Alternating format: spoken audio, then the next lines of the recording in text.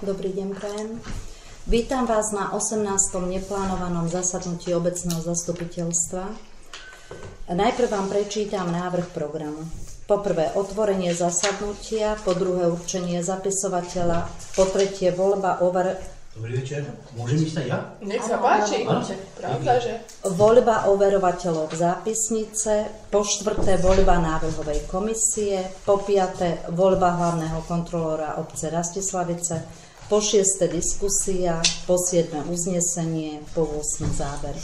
Má niekto k tomuto návrhu niečo? Ďakujem veľmi pekne. Určenie zapisovateľa určujem Janku Muníkovú ako zapisovateľku. Po tretie voľba overovateľov zápisnice. Navrhujem pani Gabrielu Hlinickú a pani Annu Bartošovú. Kto je za tento návrh? Jednohlasne, ďakujem veľmi pekne. Voľba návrhovej komisie. Navrhujem pani Mirku Molnárovú a pani Janku Králikovú. Kto je za tento návrh? Ďakujem vám veľmi pekne. Po piaté, voľba hlavného kontrolóra obce Rastislavice. Prihlásil sa pán magister Juraj Švarc, tak poprosím poslancov, ak máte nejaké otázky na pána magistra Švarca. Asi by sme mali dať najprv priestor vám na predstavenie sa. Ďakujem pekne. Dobrý deň, dámy a páni. No, dobre, už som sa postavil. Tak si sadnem. Ďakujem pekne za prijatie. Každopádne je to u nás momentálne tak, že každá obec, mesto musí mať zvoleného, teda kontrolóra, ktorý z môjho pohľadu by mal dbať najmä na to, aby tak povediac on ako interná tá kontrola bral job externým kontrolám a tým pádom predchádzal nejakým možným postihom zo strany externých kontrol, ktorých na obce chodí veľmi, veľmi rado a veľmi veľa. Malo by byť najmä teda prínosom a teda užitočnou časťou toho tímu medzi starostom obce, starostkou, poslancami, poslankyňami a teda pracovníkmi obce alebo mesta. Takže ja v tejto chvíli pôsobím v 3 obciach. Okrem toho vo svojej obci pôsobím tiež ako poslanec, takže mám pohľad aj taký. Nie som poslanec, ktorý len nemo zdvíha ruky, ale dosť často sa aj pýtam, čož by tak malo podľa mňa byť, ale zase si myslím, že na malých obciach by sa nemala nikdy robiť politika veľká, pretože to k ničomu väčšinou nevedie, takže toľko asi na úvod. Pokiaľ máte otázky, tak sa ich pokúsim teda zodpovedať plnohodnotne a vyčerpávajúco. Ja by som mala na vás otázku. Čo vás motivovalo stať sa, alebo teda byť hlavným kontrolórom, keďže toto už je pre vás v podstate 4. obec by bola? Vzniklo to tak, ja sa v podstate v mestách, obciach hýbem už rokuce, akýmkoľvek teda spôsobom im poskytujem služby. V tých troch obciach som teda nastupoval vtedy, keď sa tam vzdala bývalá kontrolórka z nejakých časových, rodinných alebo svojich osobných dôvodov, tak som bol oslovený. Sú to malé teda samosprávy, čiže je tam tiež taký malý úväzok, ale v podstate musia spĺňať to isté, čo aj veľké mestá, takže v podstate po nejakej dohode som sa tam stal kontrolórom a samozrejme po riadnej voľbe, takže asi tak. A pokiaľ je to v mojich silách, tak sa im snažím pomôcť aj vo veciach, ktoré možno nie sú tak úplne klasické. Teraz sme nedávno riešili napríklad odpady, kde teda sme zháňali spôsob, ako tú odpadárskú lobby, ktorá u nás, a nie len u nás na Slovensku, ale aj všade inde funguje, aby sme im ukázali trošku, že kde majú svoje proste ako mantinely. Takisto sme tam riešili jednu veľkú dotáciu, čo sa týka čovky, tak tam som vlastne tiež im bol k ruke, keď sme bojovali za to, aby teda dotáciu konečne na tú čovku teda získali, takže asi tak. A v čom vidíte taký najväčší úspech, ktorý ste, myslím si, že rok a pol ste hlavný kontrolór, tak v čom vidíte taký váš osobný najväčší úspech, čo sa týka tejto konkrétnej práce? No práve v tom, čo som spomínal teraz, že sa nám tá čovka nám vyšla, tam už sa to spúšťa, už teda samotný proces výstavby konečne, už to nie je len papier, už to je nejaké vznikajúce dielo reálne. Čo sa týka odpadov, tak tam sme síce prehrali bitku, ale verím tomu, že teda v jednej sme zvíťazili, druhú sme prehrali, ale dúfam, že tú vojnu dobojujeme do nejakého víťazného konca, takže. Tam sme my v tej bitke prehrali. To nie ste sami, ako tak, jak som spomínal, a za tým si stojím, a je to známy fakt. Jednoducho odpadári majú územie nejakým spôsobom rozdelené a tak ďalej. 3 bodky. Ja by som mala tiež jednu otázku. Chcem sa spýtať, že vy ste spomínali, že ste aktívny poslanec, my tu máme tiež veľa aktívnych poslancov a teda riešime a potrebujeme riešiť veľa vecí s hlavným kontrolórom, v minulosti s hlavnou kontrolórkou. Chcem sa spýtať, že ako promptne viete reagovať na dotazy od obecného zastupiteľstva? Tak záleží od toho, na aké dotazy, lebo tak niekedy sa dá, poviem tak, že z fleku, s prepáčením, a niekedy to chce trošku skúmania prípravy, aby ste dostali odpoveď takú, za ktorou si môžem stať.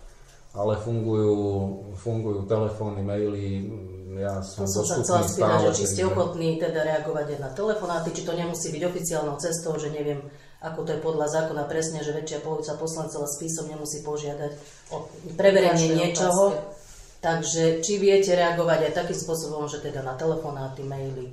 Tak pozrite, pokiaľ sa žiada o výkon kontroly, tak by to malo ísť tými zákonnými procesnými postupmi, ktorými my sa s prepáčením zabíjame u nás na Slovensku.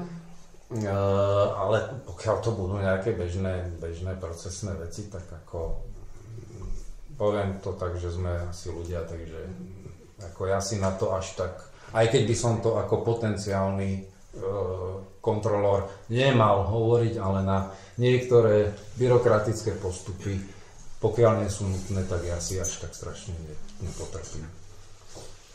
Ako si predstavujete vašu spoluprácu s nami? To ukáže čas. Čo si predstavujete? Tak ja si myslím, že každá obec je svojím spôsobom špecifická. Myslím si, že v každej obci by to malo byť o tom, že je nejaký cieľ v podstate spoločný a poďme sa k nemu cez všetky tie byrokratické procesy nejakým spôsobom dostať a dopracovať. Takže k tomu ja budem v rámci svojich schopností, možností, zručností a svojho skromného ja súčinný, samozrejme. Pokiaľ teda ste mysleli tou otázkou. Ja sa spýtať, ste kontrol viacerých obciach, ten čas, ktorý tam máte, dohodu.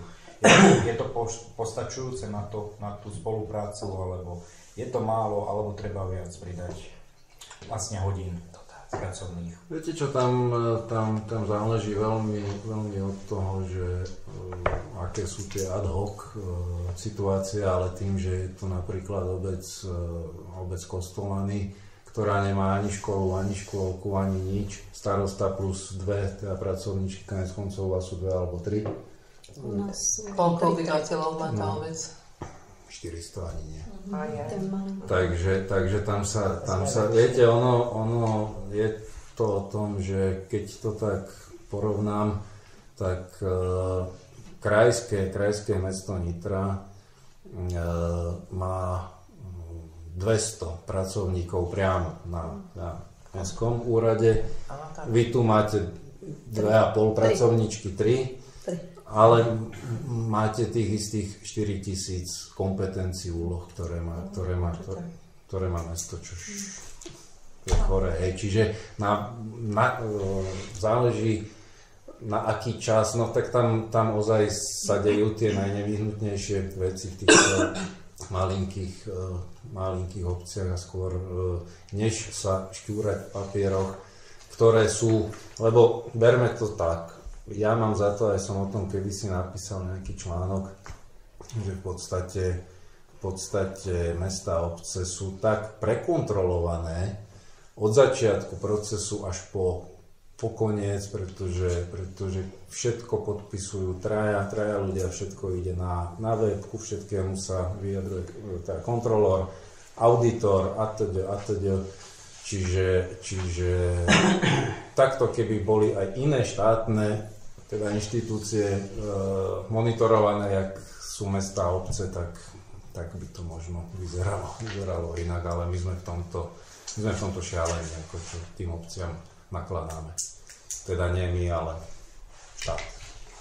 Ja sa vás ešte spýtam, keby ste si mohli vybrať, že ako chcete pracovať pre túto obec, vy teda viete, že je to 20% úväzok, čo je cca 32 hodín mesačne, čo by ste preferovali? Povedzme, že denne 2 hodiny, alebo teda si vyčleníte jeden deň v týždni, že aby sa dali dohodnúť pravidlá do budúcnosti, aby sme takisto nemuseli sa bombardovať, že teraz dostávate, ja neviem, 10 telefonátov denne alebo niečo, že čo by pre vás bolo lepšie, že či hoci kedy, ako ste nazvali ad hoc, OK, zavolám, spýtam sa, alebo či by ste chceli mať vyčlenený čas, povedzme týždenne, že kedy ste tu pre nás. Ja sa viem na 99% prispôsobiť aj vašim požiadavkám, vždy je tam to 1%, kedy môžem byť niekde odcestovaný alebo čosi, hej. Čiže vieme sa baviť o tom, že keďže to mám navyše celkom blízko, tak sa vieme rozprávať o tom, že tu budem jeden deň v týždni, alebo teda dobehnem záleží aj vy, jak ste, či to chcete osobne, alebo nie osobne, či sa chcete stretávať tu, tak ja sa tomu v rámci svojich možností, našťastie ja som časovo relatívne flexibilný, takže a navyše teda je to kúsok, takže problém. Ďakujem. Už keď sme načali tie obcičky, Áno. takže ja by som rada vedieť aj tie ďalšie. Ladice, Neverice, Kostolany. Áno, Ladice majú koľko obyvateľov? Ladice majú 400 dačo a najväčšia z nich, Neverice, majú cez 600. Okolo skoro, myslím, že 700 obyvateľov, neviem to teraz hladu. Ďakujem. Takže my by sme boli najväčšia. Vy by ste boli moja najväčšia ryba. No, len by ryba. Takže nebo nejaký iný živočík. Máš tu nejakú otázku? Ja to tu, prepáčte mi, ja to tu hľadám, ale nenachádzam. A to? Zaujíma ma vaše vzdelanie. V životopise máte krásne uvedené, kde všade ste Vysoká škola pôsobili. ekonomiky a manažmentu verejnej správy. A študovali ste to Externe. v Bratislave alebo v Nitre? Bratislavská, teda vysoká škola a oni majú dislokované pracoviska po Slovensku. Takže vlastne ekonomia bratislavská, áno? Vysoká škola ekonomie, manažmentu. Aha, tak sa verejnej správy. Áno, to je taká Civáková. Áno. Aha, Civáková. Verejná správa, regionálny rozvoj. Toto. Dobre. Tam som študovala 4 semestre, to je osoby. Ale bolo dobre, lebo to bolo prístupové konanie AGU. To sme boli na krásnom 6-dňovom zájazde po krajinách AGU. To bolo najlepšie, ale bola aj práca, aj to všetko, jak sa patrí. Takže môžeme pristúpiť Áno. k hlasovaniu.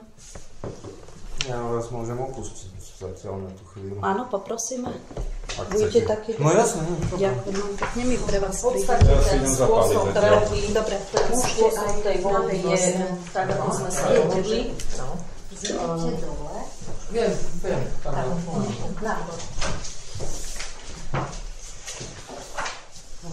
Áno. Takže v podstate to, čo sme schválili pôvodne, bolo, že volebná komisia rozdá hlasovacie lístky. Tie hlasovacie lístky v podstate sme pripravili s tým, že máme iba jedného kandidáta. Hlasovací lístok dostane teda každý poslanec jeden, sú orazené a podpísané tak, ako to má byť. A vy, ak teda sa vám, nepoviem, páčil, je to také sprosté, ak ste sa rozhodli pre tohto kandidáta, tak musíte zakrúžkovať to jeho číslo. Následne vás poprosím do urny hodiť ten lístok a potom volebná komisia musí zasadnúť, kde teda zráta lístky, skontroluje lístky, spíše zápisnicu o priebehu volieb a teda prečíta rozhodnutie, aké bolo. Ešte som zabudla ospravedlniť Janka Pochybu. Dobre, takže ospravedlňujem poslanca, sme 6 poslanci. Dobre, takže ja vám takto rozdám lístky.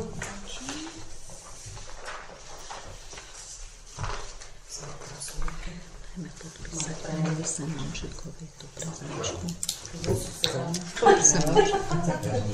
Ja som zlý. Je to mimoriadne schodné sa. Takže jeden hlasovací listok je potom tu prázdny, ktorý dávam bokom. Dobre, tak budeme musieť potom zapísať. A ja? Že ste boli tu tam páči sa. Počkaj, si budete dať menšie.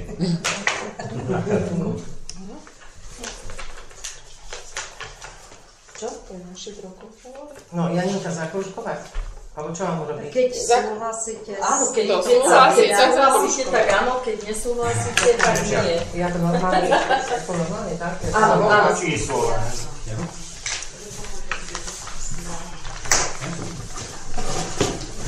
Malý výrez. Místo. Čo keď pomôže? Sa tam podpísal. To sme mali. Môžeš. No, takže hlasovanie. Dobre, takže Ukončené. na zvolenie hlavného kontrolóra je potrebný súhlas nadpolovičnej väčšiny všetkých poslancov, takže potrebujeme, aby tam boli 4 zakrúžkované lístky. Ak ani jeden z kandidátov v tomto prípade, teda ak tento kandidát takúto väčšinu nezíska, tak obecné zastupiteľstvo ešte na tejto istej schôdzi vykoná druhé kolo volieb, do ktorého postupí teda iba jeden kandidát, ktorý získal v prvom kole najväčší počet platných hlasov. V prípade rovnosti hlasov, čo v našom prípade sa toto netýka, do druhého kola volieb postupujú všetci kandidáti s najväčším počtom. Takže takto. No, o tom priebehu voľby musíme spísať tú volebnú zápisnicu, ale teraz by sme mali my traja. Členovia volebnej komisie boli schválení, bol to Michal Kalužák, Miroslava Molnárová a ja, Jana Králiková. Takže my by sme mali teraz otvoriť tú urnu a zrátať teda lístky. Nech sa páči. Ja som pripravila teda zápisnicu, ktorú budem poprítom čítať. Takže počet prítomných poslancov na hlasovaní sme mali 6. Počet vydaných hlasovacích lístkov bolo 6. Teraz zrátame, koľko ich bolo odovzdaných. Dá sa to otvoriť?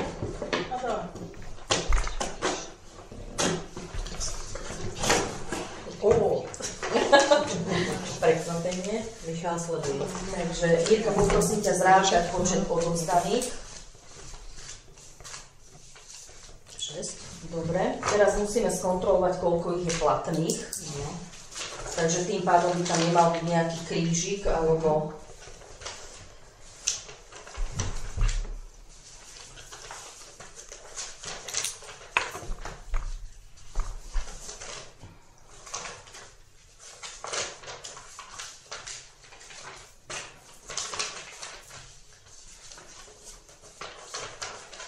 Platných 6. Platných 6, neplatných 0. Počet platných hlasov odovzdaných pre jednotlivých kandidátov. Takže my sme mali iba jedného kandidáta, takže musíme teraz napísať pán Švarc. Aj toto budeme podpisovať. Spravila som viac kópií. Vedela si prečo? Áno. Takže zoberiem si lepšie pero, lebo sa mi hýbe tátu. Takže počet platných bolo 6, počet platných odovzdaných pre jednotlivých kandidátov, takže MGR Juraj Švarc a teda platných hlasov mal 6. Takže výsledok prvého kola voľby je, že víťazom sa stáva pán magister Juraj Švarc.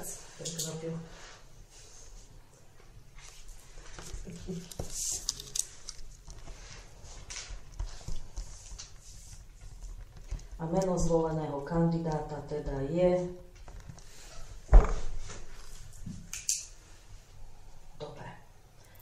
Ja si to tu ešte raz zapíšem a členovia volebnej komisii teda musia podpísať. Počet bolo 0. Takže týmto pádom mi dovolte uzavrieť tieto voľby tým, že pán magister Juraj Švarc bol zvolený jednohlasne. Ja vás poprosím členov komisie o podpis a teda originál zápisnice odovzdáme pani starostke do archívu. Aj teda samozrejme hlasovacie lístky. Tento jeden prečiarknem. Mali sme ich 7 kvôli poslancom 7. Alebo napíš. Vyradený z hlasovania, alebo proste Aby to bolo jasné, o niekoľko rokov. bol zaradený do hlasovania, do 6.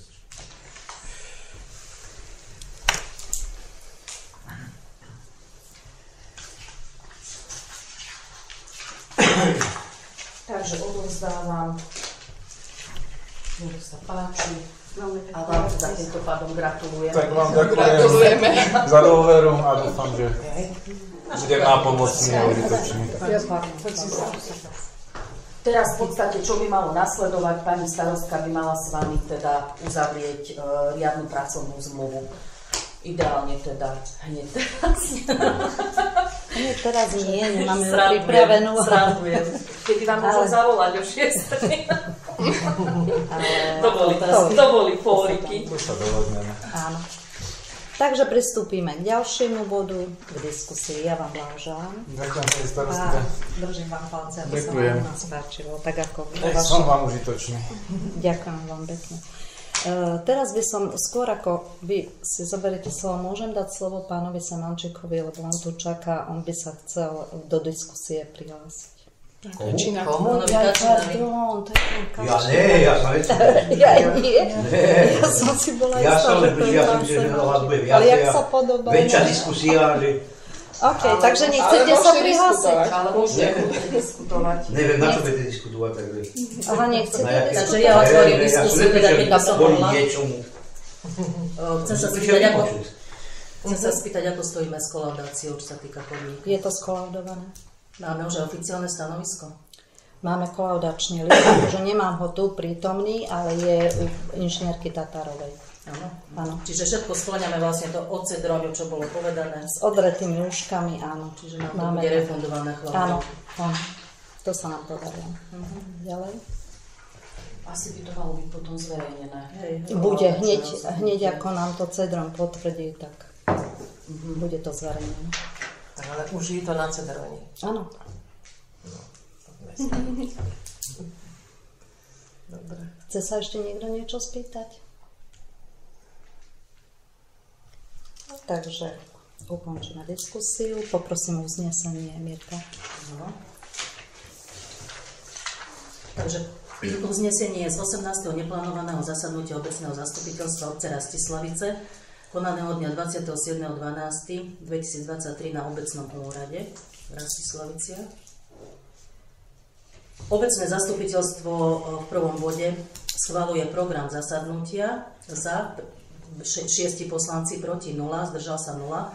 Ešte pani starostka ospravedlnila pána inžiniera pochybu, jeho neprítomnosť na dnešnom zasadnutí. Bod číslo 2. Obecné zastupiteľstvo v Rastislaviciach berie na vedomie zapisovateľku pani Molinkovú.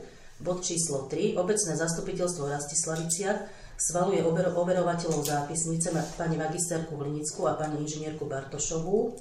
Za 6, proti 0, zdržal sa 0. Obecné zastupiteľstvo v Rastislaviciach schvaľuje návrhovú komisiu pani Molnárovú a pani Králikovú. Za 6, proti 0, zdržal sa 0. Obecné zastupiteľstvo v Rastislaviciach schvaľuje za hlavného kontrolóra obce Rastislavice pána magistra Juraja Švarca. Za 6, proti 0, zdržal sa 0. Veľmi pekne ďakujem. Môžem do toho vstúpiť? Áno, nech sa páči. Na momentík. Ja som tam prikladal aj žiadosť o váš súhlas s tým, že budem vykonávať aj inú činnosť. Čiže možno by nebolo zle, keby ste to tam pripojili k tomu uzneseniu, že teda tú žiadosť schvaľujete. To sme schvaľovali. Takže pán magister súhlas s vykonávaním inej zárobkovej činnosti. Áno, aby to bolo teda delege artis. Áno, máme. To by sme mali teda, vieme to ešte vsunúť do programu? Vieme. Tak môžete to ako Bčko k tomu. Môžeme to dať do uznesenia. 5B. Čiže bod 5b. Žiadosť o súhlas obecného zastupiteľstva obce Rastislavice bol podpísaný pán magister Juraj Švarc. Týmto žiada v súlade s paragrafom 18 zákon 1 odsek 1 zákona číslo 369 o obecnom zriadení znení neskorších predpisov obecné zastupiteľstvo obce Rastislavice o súhlas s vykonávaním inej zárobkovej činnosti, ako aj o súhlas s mojím členstvom v riadiacich, kontrolných alebo dozorných orgánoch iných právnických osôb v prípade môjho zvolenia do funkcie hlavného kontrolóra obce Rastislavice. Uvedený súhlas žiadam vzhľadom na moje pracovné pôsobenie v oblasti samosprávy. Takže dáme hlasovať. Dobre, kto je za tento návrh, aby bol schválený? Jednohlasne. Veľmi pekne vám ďakujem. Tak sa nemusím zdávať funkcie. Nie, nemusíte niečo. Ďakujem veľmi pekne, že ste sa medzi sviatkami, teda že ste si našli čas a stretli sme sa tu pri veľmi dôležitej veci. A prajem vám všetko dobré v novom roku, ak by sme sa nevideli. A medzi sviatkami sme tu, takže keď čokoľvek budete potrebovať, kedykoľvek sa môžete zastaviť. A inak sa stretneme 9. januára. A od 2. januára sme opäť na obecnom úrade. Všetko dobré vám želám. Ďakujem veľmi pekne. Podobne. Ďakujem.